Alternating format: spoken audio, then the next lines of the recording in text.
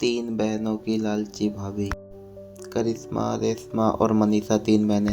उनका एक भाई भी है, मयंक। मयंक अपनी बहनों से बहुत प्यार करता है, लेकिन मयंक की पत्नी सविता इस मामले में मयंक से बहुत ही अलग है। वह अपने नंदों का जितना बुरा कर सकती है उतना बुरा करती रहती है और अपनी नंदों पर हुक्म भी चलाती रहती है। करिश्मा, करिश्मा, तुमने अभी तक नाश्ता नहीं बनाया?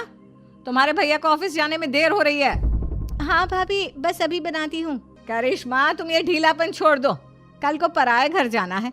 वहाँ अगर तुम इस तरह से काम करोगी तो लोग क्या कहेंगे कि माँ ने और भाभी ने कुछ सिखाया नहीं। और तुम्हारी दोनों बहनें कहाँ हैं? अब रेशमा मार्केट गई है और मनीषा सो रही है। क्या? सुबह के 8 बज रहे हैं और ये महारानी अभी भी सो रही है? यह कहते हुए सविता अपनी सास दुर्गा देवी के पास जाती है। माँ जी, देख रही हो अपनी बेटियों के तौर तरीके? क्या हुआ बहू, सुबह सुबह क्या कर दिया मेरी बेटियों ने? अरे एक तो अभी अभी उठकर किचन में गई है, दूसरी सुबह सुबह बाहर चली गई और तीसरी अभी तक सो रही है। क्या करूं मैं इन तीनों का, मैं तो परेशान हो गई हूँ। जा जाकर उठा उसे और रेशमा से मैं बात करती हूँ। सविता सीधे मनीषा के कमरे में जाती है, उससे कहती है, महारानी जल्दी उठो, सूरज सर पर आ गया है। भाभी थोड़ी देर और सोने दो ना, मैं रात को लेट सोई थी। वो क्या है ना, यूनिट टेस्ट चल रहे हैं। शराफत से उठती है या नहीं, या फिर पानी की भरी बाल्टी डालूं तेरे ऊपर? नहीं नहीं भाभी, मुझे बिस्तर में नहीं नहाना, उठती हूँ मैं। मनीषा जल्दी से उठ के बाथरूम में चली जाती है। सभी बैठ के आराम से नाश्ता कर रहे होते हैं, तभी रेशमा बाजार से सामान लिए आ जाती है। रेशमा को देखते ही सविता उस पर बरस पड़ती है। लो, आ गई महारानी। ऐसा भी क्या सामान लाना था जो सुबह आंख मलते ही बाजार की तरफ रवाना हो गई? भाभी, कल आप ही तो चीख रही थी कि घर का सारा सामान मुझे ही लाना पड़ता है, घर में किसी को भी किसी काम से कोई लेना देना नहीं है। अब मैं बाजार जाकर सामान ले आई तो आपको इस बात से भी तकलीफ हो रही है? देख रही हो माँ जी, अपनी बेटी की जुबान कैंची से भी तेज चलती है। और मयंक, आप तो कुछ कहेंगे नहीं अपनी लाडली बहन को?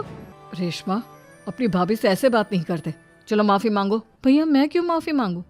आप भाभी से बोलिए ना कि हम पर कम हुक्म चलाया करे। हम इस घर की बेटियां हैं और आपकी पत्नी की ननद है, नौकरानी नहीं। लो कर लो बात। इनकी भलाई के लिए कुछ भी बोलो तो इन्हें बुरा लग जाता है। इस घर में यही इज्जत है मेरी। देख लो माँ जी, आपकी बेटी किस लहजे में मुझसे बात कर रही है। सविता वहाँ से चली जाती है। मयंक को बहुत गुस्सा आता है, वह भी वहाँ से चला जाता है। फिर करिश्मा रेशमा को समझाती है, रेशमा, तुम्हें भाभी से माफी मांग लेनी चाहिए थी ना। लेकिन दीदी, मैंने कुछ किया ही नहीं तो मैं माफी क्यों मांगू? हाँ का रेशमा दीदी जैसे ही घर में आई, भाभी ही उन पर चिल्ला रही थी। हाँ, मैं मानती हूँ कि गलती भाभी की थी। मैं तो इसलिए बोल रही हूँ कि भाभी ने माँ को तो पूरी तरह अपने वश में कर लिया है। वो हमारी बात सुनती ही नहीं। मयंक भैया हमारे लिए हमेशा खड़े रहते हैं, इसलिए उनकी बात का मान तो तुम्हें रखना चाहिए था ना। कोई फायदा नहीं दीदी, कुछ दिनों की बात और है, भाभी उन्हें भी हमारे खिलाफ भड़का देंगी। फिर वो भी माँ की तरह हमारी किसी बात का विश्वास नहीं करेंगे। इसी तरह सविता अपने तीनों नंदों को किसी न किसी बात पे परेशान करती रहती। एक दिन मयंक अपने तीनों बहनों के लिए गिफ्ट लाया। करिश्मा, ये तुम्हारे लिए हार का सेट। रेशमा, तुम्हारे लिए सुंदर सी ड्रेस। और मनीषा, तुम्हें किताबें पसंद है ना, तुम्हारे लिए किताबें लाया हूँ। थैंक यू भैया। थैंक यू भैया। थैंक यू भैया। करिश्मा, तुम्हारा नेकलेस कितना सुंदर है। ये भैया कहाँ से ले आए होंगे? मैंने भैया को 3 दिन पहले फोन पर ये डिजाइन दिखाया था और आज भैया ये ले आए। सविता तो अपने नंदों का गिफ्ट देख के जल गई और करिश्मा का नेकलेस उसे भी पसंद आया। के लिए कितना अच्छा नेकलेस लेकर आए हैं। मुझे कभी कोई गिफ्ट नहीं दिया।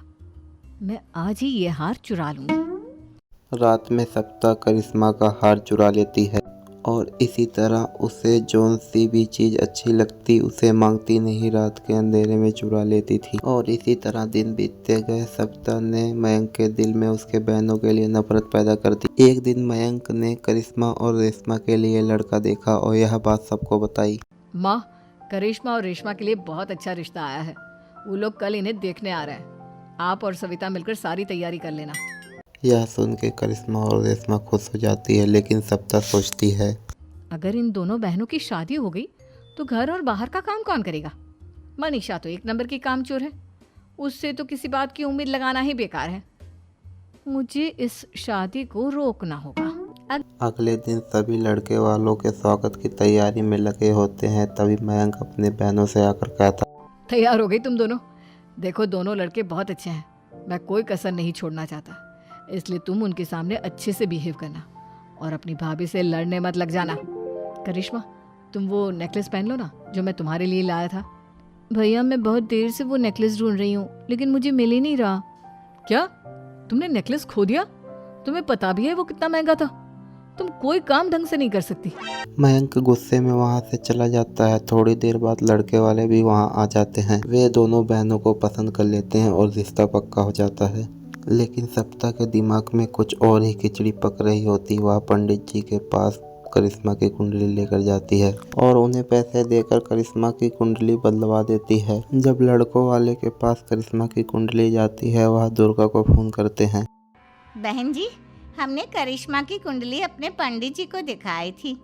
आपकी बेटी की कुंडली नहीं बल्कि दोषों का पिटारा है। देखिए, मैं और मेरे पति इन सब बातों में बहुत विश्वास करते हैं, इसलिए हम आपकी बेटी से अपने बेटे की शादी नहीं। इस तरह करिश्मा का रिश्ता टूट जाता है और सभी घर वालों को बहुत दुख होता है। अब सरिता सोचती है, चलो करिश्मा का तो रिश्ता टूट गया, अब रेशमा का भी रिश्ता तोड़ना है। क्या करूं? अब सप्ता आवाज बदल के रेशमा के होने वाले ससुराल में किसी अननोन नंबर से फोन करती है। हेलो, मैं कौन हूँ कौन नहीं ये आपके लिए जानना ज़रूरी नहीं। बस इतना सुन लो कि रेशमा का 2 साल से किसी के साथ अफेयर चल रहा है। बस रेशमा का रिश्ता तुड़वाने के लिए सप्ता का इतना कहना काफी था। अब रेशमा का भी रिश्ता टूट गया। मयंक और दुर्गा देवी ने रेशमा को खूब खड़ी खोटी सुनाई और उससे बार बार उस लड़के के बारे में पूछने लगे। आप दोनों मुझे क्यों परेशान कर रहे हो? अरे कोई लड़का होगा मेरी लाइफ में तो मैं बताऊंगी ना।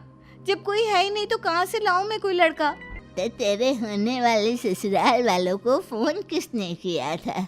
माँ मैं नहीं जानती किसने फोन किया था, मैं सच कह रही हूँ। मैं तो पहले ही कह रही थी इसकी लगाम खींच कर रखो, लेकिन मेरी सुनता ही कौन है।